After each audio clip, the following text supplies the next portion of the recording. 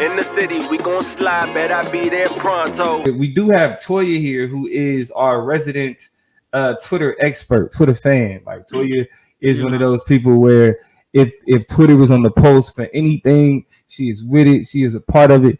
And so I want to hear from you, Toya. Yeah, I'm sad. How do you feel going through what Twitter going through? Twitter's going through it, and I feel terrible about it. Good evening to y'all. My bad for my technical difficulties, but I definitely have been on the edge of my seat all day because it's looking like we could wake up tomorrow, y'all, in a tweetless world, and that is very frightening to me. What we know about Twitter is that a lot of changes came after Elon Musk was forced to buy the company. Originally, he wanted to buy it, then he reneged and kind of pulled out of that agreement. A lot of lawsuits, a lot of pressure came in saying that, nah, you said you want it, you got to buy it. You really want to own the liberals like you say you do. You got to make good on this agreement. He ended up securing that deal, and $44 billion later, and a couple weeks later. And I think if I looked, and this is a couple days ago correctly, the company is now valued at $4 billion, right? So a lot of things have changed on the landscape of Twitter. So some of y'all, when the plug asked, have y'all been using Twitter? Do you use Twitter? Whatever. It was a lot of people who either didn't jump out and say yeah or didn't agree with it. But what you don't realize is your life is implicated by Twitter a whole lot more than you think and a whole lot more than you appreciate, right? Even if you don't have an account on there, your favorite celebrity, your favorite politician, your favorite social activist, your favorite celebrity is using that platform to not only talk about and explore the issues of the time, but also to amplify a lot of issues that maybe we don't see localized but are happening on an international level. I know talking about what was happening in Iran example, for example, this week, and kind of the misconceptions about 15,000 people being murdered versus some of the actual information and the correct information. So a lot of that stuff was sorted out online. When we start to see what was happening on the front lines of, states like Texas and states like Florida and Oklahoma, while they were dealing with a lot of the issues with the weather and a lot of those changes, a lot of communication happens on those platforms to make sure people get the resources and the help that they need. So I can just endlessly about the benefits of Twitter on our real lives. But as of, I want to say 1 hour ago, the latest update that I saw from Popbase, which is an app a profile on Twitter or account on Twitter that talks a lot about pop culture issues, things that we should know, kind of keeps us up to breast and up to date with those things. Said Twitter could break, and this is with the little siren, right? Alert. Twitter could break as soon as tonight. According to an inside source, the internal version of the Twitter app used by employees is already slowing down.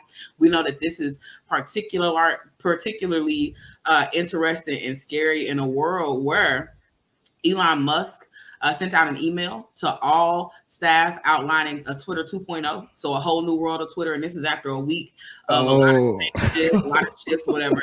But he says, Twitter 2.0, writing it will need to be extremely hardcore, long hours, high intensity. People need to click yes to confirm being a part of this by 5 p.m. Eastern tomorrow.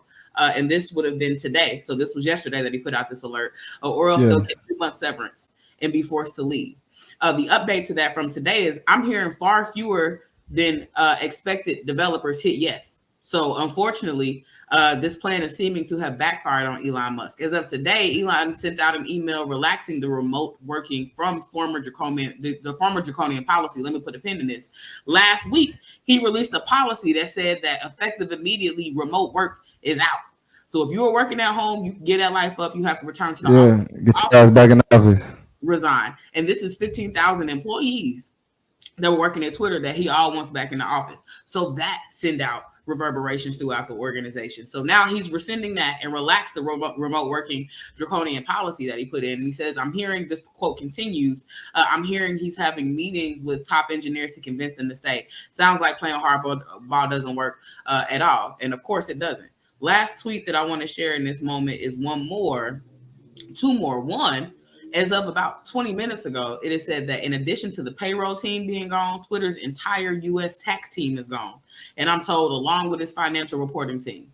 You can't do nothing in this country unless your dollars and your cents are in order. So when those people start building, you ought to be alarmed. And I want to punctuate a lot of this by saying that I think Elon Musk went so far as to fire or to allow the resignation of a lot of the people who control like the internal security of the facilities that they hold. So much so that they disable everybody's key cards. including Elon Musk. It is reported and been tweeted that he had to call the people who control those things to give him access, him and others on his team access to the building, because when they said cut off all the key cards, they even cut off his and others. So a lot of interesting things happening. I want to go to the chat, go to the comments before I get deeper into it. Fluffy C Luggage, you know we always mess up your name and you never try to help. But said a lot of disabled people say they feel sad about the downfall of Twitter because of mutual aid networks, resource networks, and friends. That is another huge. I also saw that analysis from a few different tweeters that I know that follow disability politics or are advocate for them, that talked about how imperative it is literally for people who don't leave their homes to be able to participate in a lot of public spaces, a lot of public dialogues, that they're able to use their platforms in order to mobilize, to signal boost, and to connect. Mercy Hope says, should we support Twitter or hope it dies? I almost want it to fail because Elon Musk will lose a lot of money. Now, we've already talked about the fact that he's lost a ton of money. I also want to say, in terms of money, a lot of people have been having a blast on Twitter these last 2 weeks because Elon Musk, right? If you all recall, when he first took over Twitter, he eased up the some of the restrictions on what you can post. So everybody was going wild, dropping the N-word, being 500% increase. You know what I'm saying? Calling people the F word, calling people all types of just language that would have been barred and restricted before. And so that led to another onslaught of changes that really started to show the deterioration of the platform, which is the eradication of the significance of the check mark. So, you know, if you want to be verified on the platform, you had that sacred check mark that was not, it couldn't be bought. It couldn't be campaigned for. It had to be acknowledged, you as an important governmental citizen, a public figure, and a celebrity, somebody of notoriety. You had to have some like significant role now, Elon that could be verified. Exactly. But the thing about that verification and his attempt to swipe at the elitism that had been created on Twitter and that has been created on Twitter was to get rid of that system and basically create a world where you could pay $8, plug $8, in order to have a verified account. Now, this created a whole shit show and a shitstorm. And I just saw a tweet earlier that was like, Elon, how y'all feel? Elon got some of y'all for $8 because some people were posting, right? I mean, some people paid for it. Some people paid the $8 to get a check mark, to look. I would have did it. It also gives you ability to, like, you know, Twitter videos are only 2 minutes, and you can, I think, run limitless videos or whatever. If you verify stuff, if you verify, and so it's crazy because people like y'all let Elon get over on y'all over $8. Them blue checks mean something. You said what? I said them blue. They don't. They automatically lose their value in a world where niggas know you can just buy it. Well, yeah, there's blue check inflation, right? Inflation running wild these days. But I'm gonna tell you, I know how much you love Twitter. I love it. It's a great. But we'll go along with Hope's question or Mercy Hope's question. I hope it dies, and here's why. You're wilding. Go ahead. I hope it dies because Elon Musk now controls it. And the most frustrating thing about Elon Musk controlling is that he's somebody who considers himself what you call a free speech absolutist. Sure. He believes in free speech in every sense of, you know what I'm saying, the word, right? Like no censorship. But that's not true, but we'll talk about that shortly. You talking about the absolutist part? Yeah, he does not believe in absolute free speech. And we'll talk about that. So he's not a free speech absolutist. No. Case in point is Elon Musk does not understand satire. He does not understand parody. And as a matter of fact, he said people can create their own accounts as long as you identify that you're a parody account. You can get on there and tell your jokes and do shit like that. And guess what people did? They got on there and parodied him, and then they got shut down. So when you say so when you say he's not a free speech absolutist, no, in practice, sure, because he claims to be a free speech absolutist. Yes, in word, he is a free speech absolutist. Indeed, he is the exact opposite of those things. But yeah, but the danger in him being because like right now with him buying Twitter, because that was the whole point of it, right? Like, so when we talk about there being a 500% increase of usage of the N-word on Twitter after Elon purchased it, is like that's what free speech looks like in this country, right? Really, their ability. Think about it. When Elon Musk, the new savior for free speech, now controls this platform, They run wild with the N word. Mm-hmm. And when we say nigga on this platform, We do. when we say the N word, we talking about the hard ER word that we don't say. Right. You know what I'm saying?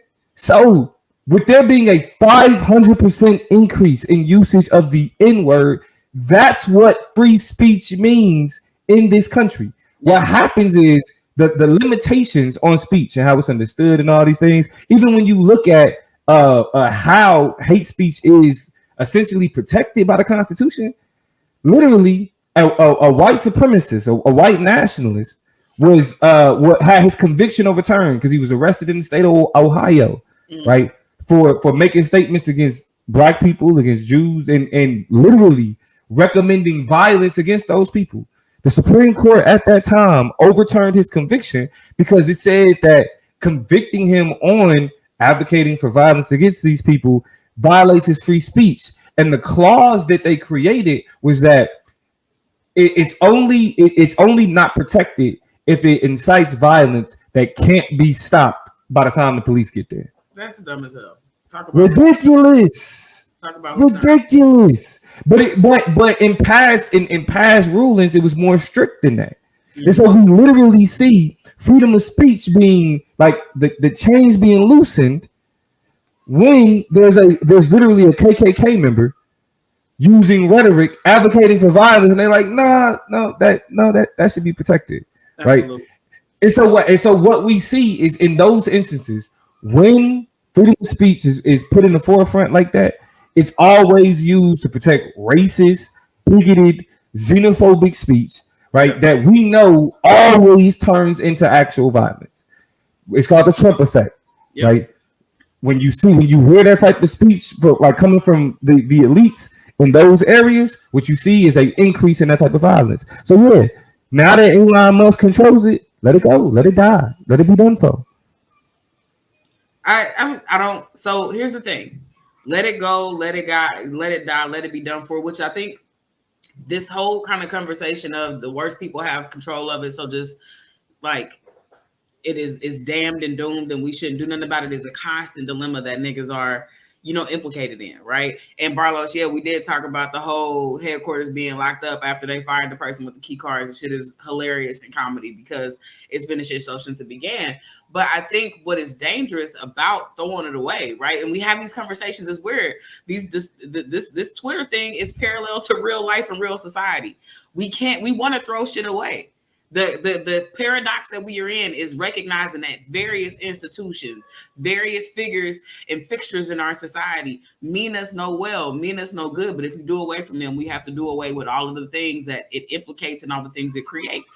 Right? I think college is screwed. I think the state is messed up. I think systems and institutions like just a litany of things that shape our society are bad, but they also influence and enhance the lives of certain people. For example, Twitter is trash, but enhances the life of Black people. Black Twitter is an immaterial but very real place that Black people go to shape cultural dialogues, to shape political dialogues, to literally influence what is happening. I want to point out that Black Twitter and social media activism is the reason, and I want to make sure I get this young lady's name right because she's been all over social media over these last few days.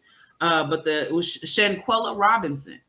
Rest in peace to Shanquella Robinson, who went on a trip with I think 5 or 6 people from North Carolina who's supposed to be friends of hers, and ended up being beat to death. And it was recorded. The woman who beat her was supposed to be a friend of hers, an acquaintance on the trip, had other friends in there talking about telling her to fight back, all types of crazy stuff. It's been graphic and it's been conversations all over social media. But because of Black Twitter, this has been elevated to an issue being investigated by the FBI.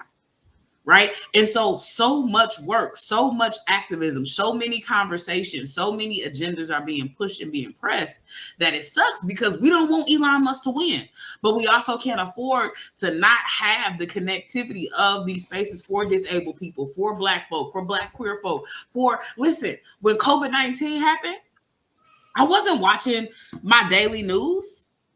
I wasn't looking at the TV trying to figure out an untie. I was sitting on Twitter because I was getting up to the minute accurate information from immunologists who were trapped in their homes as well.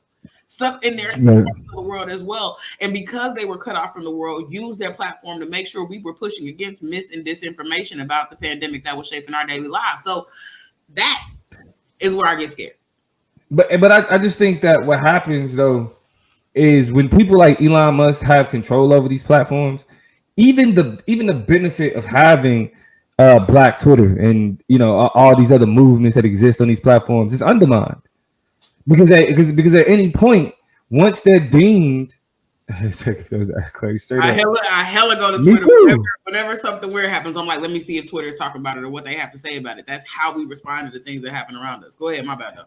But with Elon Musk being in control, it at any point when he deems whatever conversation is dangerous or counterproductive, right? Because he fits within the same norm of whiteness and like rocks and like within that understanding. So it's like once we become a threat, then all right, now y'all get shut down. And this because you see this attempt to be like, well, if y'all are policing racist, what about the things that y'all are saying? Let's make sure that when y'all use certain language, right, like try to make it some type of level playing field. So even though, Black Twitter has been beneficial and we've been able to connect through movements, through hashtags and through entire Twitter accounts, it's all about who's in control of the conversation. And with Elon Musk being in control of the conversation, appealing and peddling and really kissing the ass of the incels, I mean the 4chan users, the individuals who really use the internet to spew hate and really to drive hateful conversations and then call that free speech. Then then the platform, regardless of how it's being used, is now spoiled, it's undermined, it's kind of productive, it's dangerous. You know what I mean? And if whatever happened to it. Like something else will come up. They talk about free market capitalism and all that other shit. When this dies, it'll be something else that pop up.